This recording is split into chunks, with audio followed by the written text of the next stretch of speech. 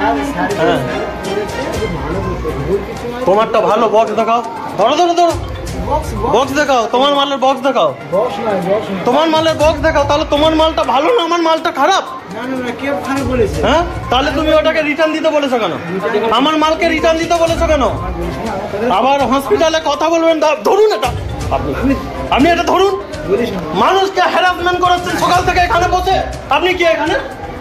আপনি এখানে কে? আপনি কেন এখানে বসে আছেন? আপনি কে? আপনি কে বলুন, আপনি কে এখানে? সরি আমার ভুল হয়ে গেছে। আপনার কে এখানে?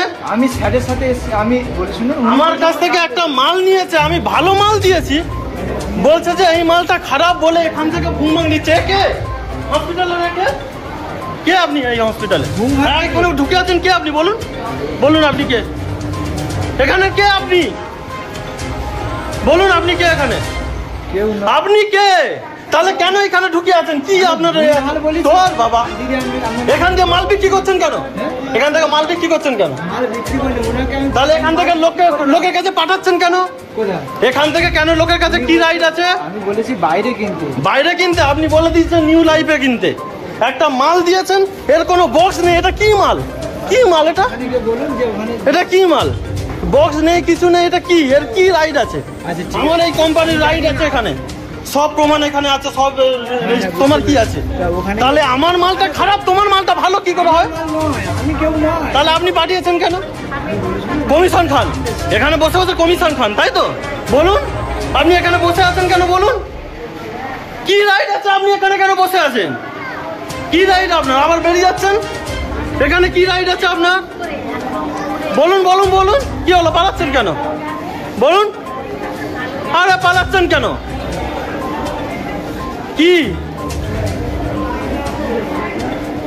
আমি একজন ফিজিওথেরাপিস্টের সাথে ফিজিওথেরাপি কিছু সরঞ্জামও রাখি, আমার রুগীকে বা যারা চেনাশোনার মধ্যে আছে প্রোভাইড করে থাকি। কিন্তু গত 4 থেকে 5 মাস ধরে একটা সমস্যার সম্মুখীন হচ্ছিলাম। সেটা হলো যে সরকারি হসপিটালে যে প্রেসক্রিপশনগুলো আমার হাতে আসছিল, যে প্রোডাক্টের কথা লেখা আছে সেই প্রোডাক্ট দেওয়ার পরেও কাস্টমার 20 থেকে 30 মিনিট পর ঘুরে এসে বলছে যে এই মালটা আমি নেব না, কারণ এটা আপনি ভুল দিয়েছেন, ডাক্তার বলেছে যে এই মালটা চলবে না। এরকম প্রায় 3-4 মাস ধরেই চলছিল। ফলে একটা কথা আপনাদের মাথায় রাখতে হবে, সেটা হলো যে একটা মালকে ভুল বলা মানে শুধু প্রোডাক্টটা ভুল নয়, এর সাথে আমার কিন্তু ফেস লসও হচ্ছিল, কারণ আমি একজন অ্যাজ এ ফিজিওথেরাপিস্ট, ফলে আমার সম্মানও যাচ্ছিল। রুগীরা ভাবা শুরু করছিল যে আমি ভুল মাল দিচ্ছি বা আমি কিছু জানি না, খারাপ মাল দিচ্ছি, এরকম একটা রুগীদের মধ্যে চিন্তা আসতেই পারে। ফলে কালকে যখন এরকম সমস্যার সম্মুখীন হলাম, তখন আমি রুগীকে নিয়ে হসপিটালে গেলাম যে কে এই মালটাকে ভুল বলছে তাকে দেখানোর জন্য। এবং ওনাকে নিয়ে হসপিটালে যাওয়ার পর উনি বলল যে 14 নম্বর কাউন্টারে একজন বসে আছে, উনিই বলেছে।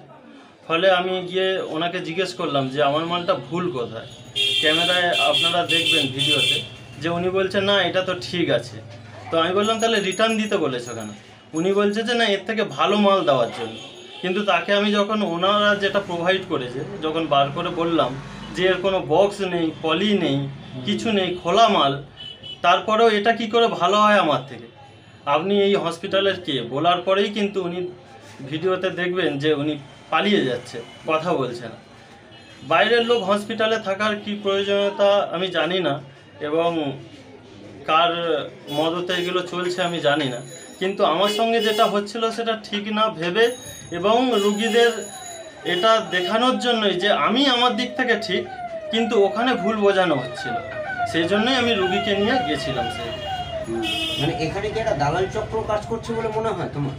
হ্যাঁ, অবশ্যই থাকতে পারে, না হলে আমি ওনাকে যে ধরলাম যে আপনি এই হসপিটালের কে, উনি তো কিছু বললো না, চলে গেল, ছুটে চলে গেল। এবং আমি যখন ডাক্তারের কাছে গেলাম বিষয়টা বলার জন্য, ওনারাও ক্যামেরার সামনে কিছু বলতে রাজি হলো না। উনি যদি সঠিক হয় তাহলে ক্যামেরার সামনে কেন কিছু বললো না? উনি তো সঠিকটাই বলবেন, কেন উনি ভয় পেলেন বা কিছু আমি জানি না। বাট আমার সঙ্গে এই প্রবলেম হওয়ার পরে আমি আমার নিজের সম্মান রক্ষার্থে এবং আমি ঠিক এটা বোঝানোর জন্যই কিন্তু আমি গেছিলাম। আপনার নামটা? আমার নাম গগনজ্যোতি মাই। অর্থোপেডিক্সের কোনো বোধহয় স্প্লিন কেউ বাইরের কোনো একটি ছেলে বোধহয় হসপিটালের ক্যাম্পাসের মধ্যে এসে কোনো পেশেন্টকে বিক্রি করবে বলছিল, সেটাই ধরা পড়েছে। আমরা আমাদের প্রশাসনিকভাবে যে অফিসাররা এখানে ডিউটিতে আছেন বা আমাদের যে সিকিউরিটি আছে তাদের সবাইকে বলেছি ওর ছবি দিয়ে একদম আমরা প্রচার করে দিয়েছি চতুর্দিকে, যাতে এইরকম বাইরের কোনো লোক হসপিটালের চত্বরের ভেতরে ঢুকে ব্যবসা না করতে পারে। সেটা স্ট্রিক্টলি বন্ধ করানো হয়েছে, প্রশাসনকেও সেটা ব্যাপারে জানানো হয়েছে, তারাও অ্যাকশান নিচ্ছে। এরকম কাউকে পেলেই অ্যারেস্ট করা হবে, যাতে বাইরের কেউ ঢুকে হসপিটালে দুর্নাম না করতে পারে। আপনার নাম? আমি superintendent Kakdwip hospital, doctor Krishnendu রায়।